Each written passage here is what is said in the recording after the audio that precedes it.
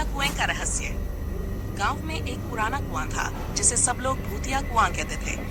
गांव के बुजुर्गों का मानना था कि कई साल पहले उस कुएं में एक महिला ने कूदकर अपनी जान दे दी थी और तभी से उसकी आत्मा वहां भटक रही है। लोग कहते थे कि रात के समय कुएं के पास से किसी के रोने की आवाज आती है। कोई भी उस कुएं के पास रात में नहीं जाता था, लेकिन दिन में भी लोग दूर दूर से ही पानी लेते थे। रवि नाम का एक लड़का था जिसे इन बातों पर विश्वास नहीं था।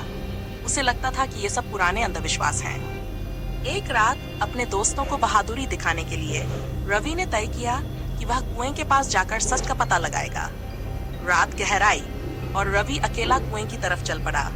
आसमान में बादल थे और हल्की हल्की हवा चल रही थी। जैसे ही वह कुएं के पास पहुंचा, अचानक उसे बहुत ठंड महसूस होने लगी।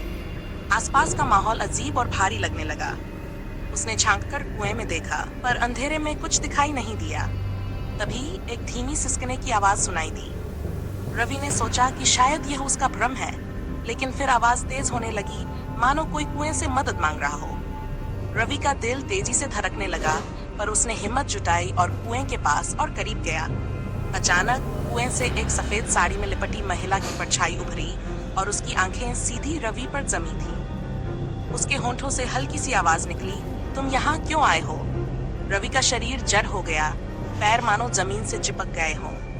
वह चिल्लाकर भागने की कोशिश करने लगा, लेकिन जैसे ही उसने पीछे मुड़ने की कोशिश की, एक ठंडी हवा ने उसे घेर लिया। उसकी आवाज गले में फंस गई और उसकी आंखों के सामने अंधेरा छा गया। गांव वालों ने रवि को कुएं के पास बेहोश पाया। होश में आने पर वह कुछ भी बोल नहीं सका, पर उसकी आंखों में गहरा डर साफ झलक रहा था। उस दिन के बाद से रवि कभी उस कुएं के पास नहीं गया और गांव वालों ने भी उसे हमेशा के लिए बंद कर दिया।